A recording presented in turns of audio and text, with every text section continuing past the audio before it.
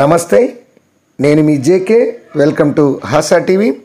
పవిత్ర పుణ్యక్షేత్రమైన శ్రీశైలానికి భూమార్గం ద్వారా ప్రయాణం చేసే విధంగా ప్రతిపాదనలు అధ్యయనం చేయాలని కేంద్ర ప్రభుత్వం ఆలోచిస్తుంది. ఈ మేరకు ఆదేశాలు కూడా ఇచ్చింది. దానికి సంబంధించినటువంటి వివరాలను ఈ వీడియో ద్వారా వివరిస్తాను. వీడియో చివరిదాకా చూసి ఒక లైక్ ఇచ్చి మీ అభిప్రాయాన్ని కామెంట్ రూపంలో తెలియజేసి ఛానల్ని సబ్స్క్రైబ్ చేయండి ఫ్రెండ్స్. హైదరాబాద్ నుంచి శ్రీశైలం జాతీయ రహదారి విస్తరణలో ఈ ప్రతిపాదనలో మరొక కీలక అంశం తెర మీదకి వచ్చింది. పెరుగుతున్నటువంటి ట్రాఫిక్ సమస్యకు ఎలివేటెడ్ కారిడార్ నిర్మాణం పరిష్కారం అవుతుందని ఇప్పటివరకు అయితే తెలంగాణ మరియు కేంద్ర ప్రభుత్వం భావించింది.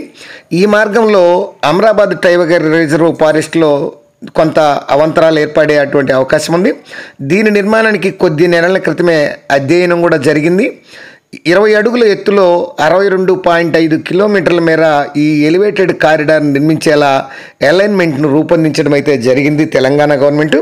అయితే ఎలివేటెడ్ కారిడార్ కాకుండా భూగర్భం గుండా ఈ నిర్మించేటువంటి అంశాన్ని పరిశీలించాలని కేంద్ర ప్రభుత్వం తాజాగా తెలంగాణ గవర్నమెంట్కి మరియు అధికారులకు అయితే సూచించింది. ఈ యొక్క ఎస్ఎల్బిసి సొరంగంలో వచ్చినటువంటి ఈ యొక్క అవాంతరాల సహాయక చర్యలను పరిశీలించేందుకు వచ్చినటువంటి కేంద్ర ఉపరితల రవాణా శాఖ ముఖ్య అధికారి ఒకరు ఈ హైదరాబాద్ శ్రీశైలం రహదారి విస్తరణకు భూగర్భ మార్గం నిర్మాణంపై అధ్యయనం చేయాలని కేంద్ర ఉపరితల రవాణా ప్రాంతీయ అధికారికి అయితే సూచించడం అయితే జరిగింది. ఈ నేపథ్యంలో కొద్ది వారాల్లో ఒక ప్రైవేటు సంస్థ ద్వారా అధ్యయనం చేయనున్నట్లు సమాచారం. ఈ ఎలివేటెడ్ కారిడార్ నిర్మాణానికి అటవీ శాఖ పలు షరతులైతే విధించింది. అమరాబాద్ టైగర్ రిజర్వ్ కావడంతో అటవీ అనుమతులతో పాటు అత్యంత కీలకమైన ఈ యొక్క ఎన్టీసీఏ అంటే జాతీయ పులుల సంరక్షణ మండలి ఆ సంస్థ యొక్క అనుమతులు కూడా పొందాల్సి ఉంది. ప్రస్తుతం రాత్రి 9 గంటల నుంచి ఉదయం 6 గంటల వరకు ఈ మార్గంలో వాహనాల రాకపోకలపై నిషేధం ఉంది. పెద్ద పులులు ఇతర వన్యప్రాణులు భారీగా సంచరిస్తుంటాయి. ఈ రాత్రి వేళల్లో ఎక్కువగా ఇవి ఉండడం వల్ల దీనికి నైటు 9 నుంచి ఉదయం 6 గంటల వరకు వాహనాల రాకపోకలకు బంద్ చేశారు. ఈ ఎలివేటెడ్ కారిడార్ నిర్మిస్తే వన్యప్రాణులపై ప్రభావం పడుతుందని ఈ యొక్క నిపుణులు అయితే అంటున్నారు. మార్గ మధ్యంలో ఫరహాబాద్ గేటు వద్ద ఇరువైపుల ర్యాంపుల నిర్మాణానికి జాతీయ ఉపరితల రవాణా శాఖ అధికారులు ప్రతిపాదించగా దీనికి అటవీ శాఖ అయితే ఒప్పుకోలేదు, తిరస్కరించింది.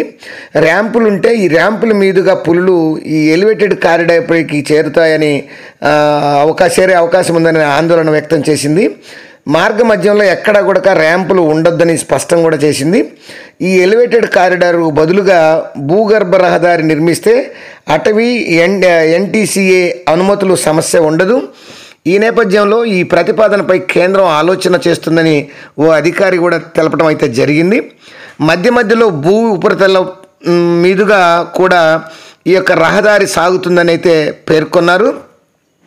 ఈ యొక్క మన్ననూరు నుంచి ఫరహాబాద్ మరియు వటపర్లపల్లి దోమలపెంట మీదుగా ఈ పాతాళ గంగ వరకు ప్రస్తుత జాతీయ రహదారిని విస్తరించాలన్నది ప్రణాళిక.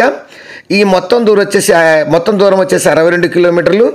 ఈ మన్ననూరులో 3.7 కిలోమీటర్లు అడవి మార్గం కాకుండా అటవేతర మార్గం ఉంటుంది. ఈ టైగర్ రిజర్వ్ పరిధిలోకి వచ్చేసరికి 58.8 కిలోమీటర్లు ఉంటుంది దూరం.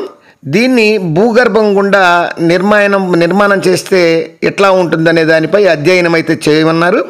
ప్రస్తుతం రహదారి అనేక మలుపులతో ఉంది.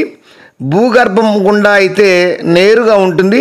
దూరం కూడా ఈ 58 కిలోమీటర్లది 12 కిలోమీటర్ల వరకు తగ్గే అవకాశం ఉంది. అంటే దాదాపు 46 కిలోమీటర్ల వేరియేషన్ ఉంటుంది. ఈ ఎలివేటెడ్ కారిడార్ వ్యయం అంచనా వచ్చేసి 7,000 కోట్లు. అట్లనే భూగర్భ మార్గం అయితే కిలోమీటర్కి 200 కోట్లు. అంటే ఇది చొప్పున 10,000 కోట్ల రూపాయలు ఖర్చు అయ్యేటువంటి అవకాశం ఉందని ఈ అధికారి అయితే పేర్కొనడం జరిగింది. ఏది ఏమైనా ఈ హైదరాబాద్ నుంచి శ్రీశైలానికి ఉన్నటువంటి ఈ 58 కిలోమీటర్ల ఈ అమరాబాద్ ఫారెస్ట్ నల్లమల్ల ఫారెస్ట్లో భూగర్భ మార్గం ద్వారా ఈ యొక్క నిర్మిస్తే వ్యయము, దూరము, ప్రయాణికులకు సులువైన ప్రయాణము జరుగుతుందనేటువంటి ఆలోచన కేంద్రం చేసింది. దీనిపై ఈ యొక్క ప్రతిపాదనలు మరియు అధ్యయనం చేయాలని కేంద్రం అధికారులను అయితే ఆదేశించింది. అది ఫ్రెండ్స్, మరొక అంశంతో మళ్ళీ మీ ముందుంటాను ఫ్రెండ్స్. జై హింద్.